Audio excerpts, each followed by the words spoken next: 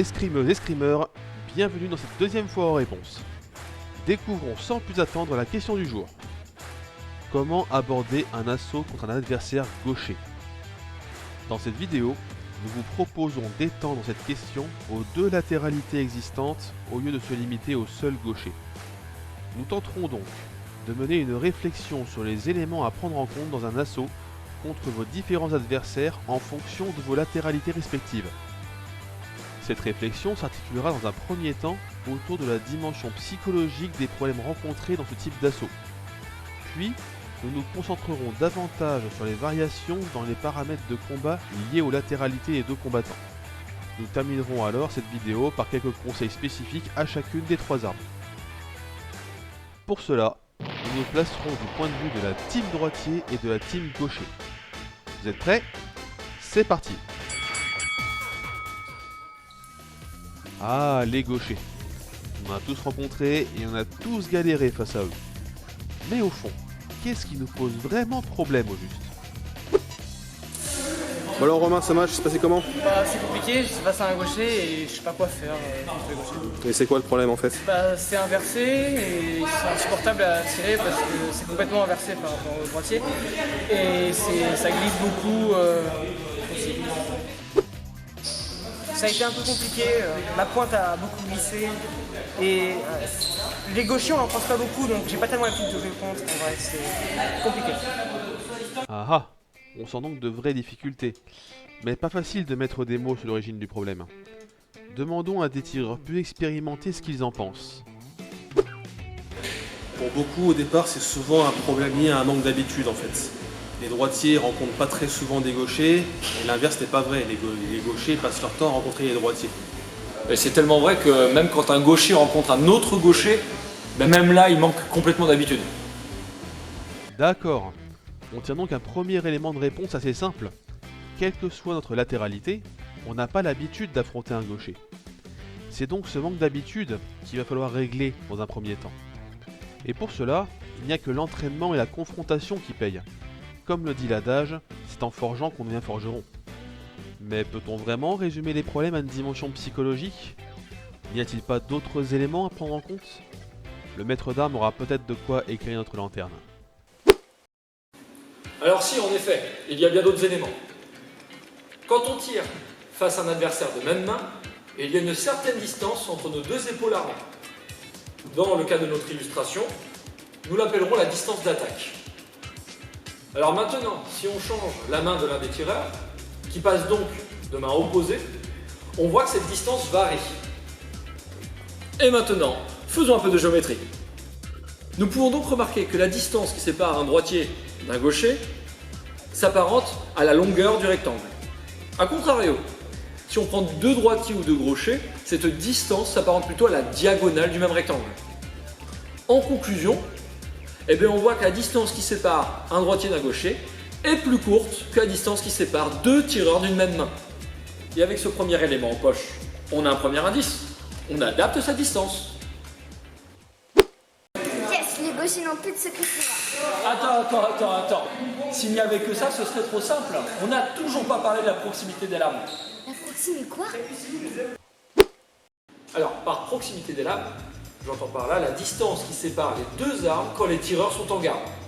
Quand les deux tireurs sont de même main, on voit bien qu'une certaine distance sépare leurs deux lames. Au contraire, quand on considère un assaut entre un droitier et un gaucher, on remarque que cette distance entre les lames se réduit considérablement. Le contact entre les fers, notamment pour les parades et les battements, sont donc grandement facilités. Il est très important d'y tenir compte pour construire ses touches et prendre les bonnes décisions. Ah ok, j'ai compris. Mais j'ai l'impression que tu fais pas que ça. Bien vu l'aveugle, il y a en effet une dernière subtilité concernant les lames. Leur orientation. Alors là, c'est un élément qui concerne plus particulièrement l'épée et le fleuret. Un petit peu le sabre aussi, mais on parlera de son cas un petit peu plus tard. Lorsque l'on est deux tireurs de même main, l'orientation de la pointe fait que l'on peut toucher plus facilement une grande cible avec moins de chances de glisser. Lorsque l'on est deux tireurs de main opposées, les cibles où les risques de glisser restent faibles se restreignent. Dans tous les cas, on ne saurait que vous conseiller de redoubler de rigueur dans la coordination de vos actions. Et de même, quand vous affrontez un tireur de main opposé, adaptez vos cibles et votre jeu en fonction. Sans quoi les modifications de distance et d'angle vous seront fatales. Ah, ok. Donc en résumé, passé les difficultés liées au manque d'habitude, il y a tout de même des paramètres à prendre en compte. Et sachez que ces éléments sont vrais quelle que soit l'arme pratiquée. Cependant, il existe quelques subtilités spécifiques à chacune d'entre elles. Zoomons ensemble sur ces singularités.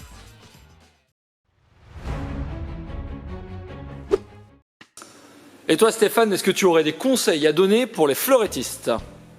Alors au fleuret déjà, contre un adversaire de main identique, je conseillerais déjà de garder en tête que les lames sont relativement éloignées l'une de l'autre.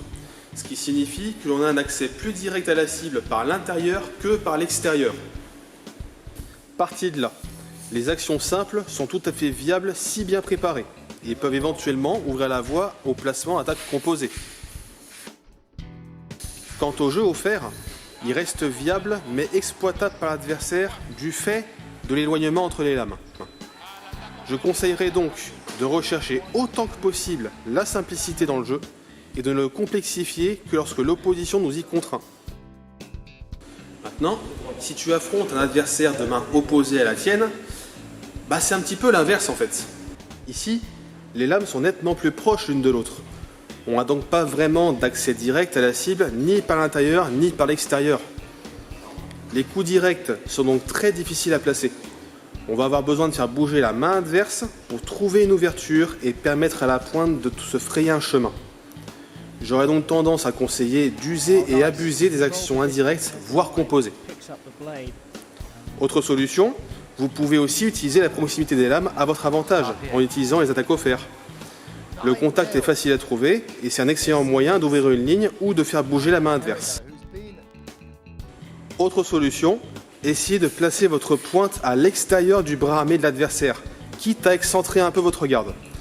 Vous pourrez alors corriger en partie le problème d'orientation de votre lame, en privilégiant les actions dans les lignes du dessus et du dehors. Enfin, si vous savez les utiliser, n'hésitez pas à utiliser les coups lancés. Leur placement est favorisé du fait de l'orientation des cibles, et l'adversaire sera contraint d'ajuster ses parades s'il veut réussir à les contrer.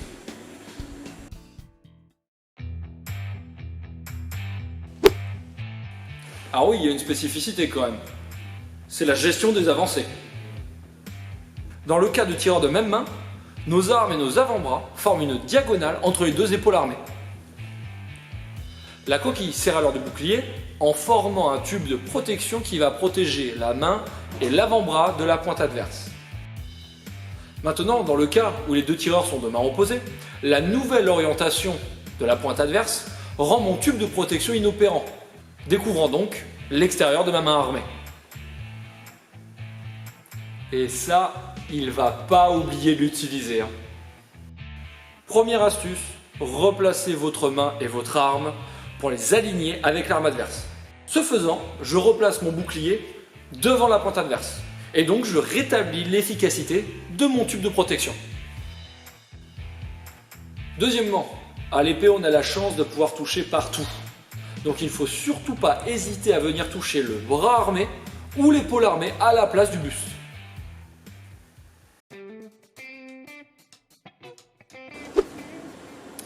Alors au sabre, les difficultés s'articulent autour de 3 problèmes. Déjà, face à un adversaire de main contraire, les mains armées se font face, ce qui complique l'attaque directe à la tête. Le risque, c'est que les lames et les coquilles s'entrechoquent. Il faut donc être préparé à recevoir des chocs au niveau du pouce. Les chances de toucher sont aussi réduites, car l'adversaire peut parer aussi bien en 15 qu'en quarte si la parade est faite avec autorité. On peut donc essayer de contourner le problème en cherchant davantage à atteindre le ventre ou le flanc, voire en composant les attaques. D'ailleurs, puisqu'on parle de ventre et de flanc, l'inversion des cibles peut souvent désarçonner les tireurs qui ne sont pas préparés à cette situation.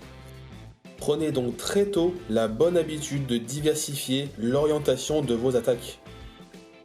Autre conseil, bien faire attention à ne pas se faire piéger sur la distance. Le bras armé est plus exposé que dans un assaut entre deux droitiers ou deux gauchers. Il faut donc veiller à bien soigner sa coordination et à redoubler de précision dans la gestion de sa distance.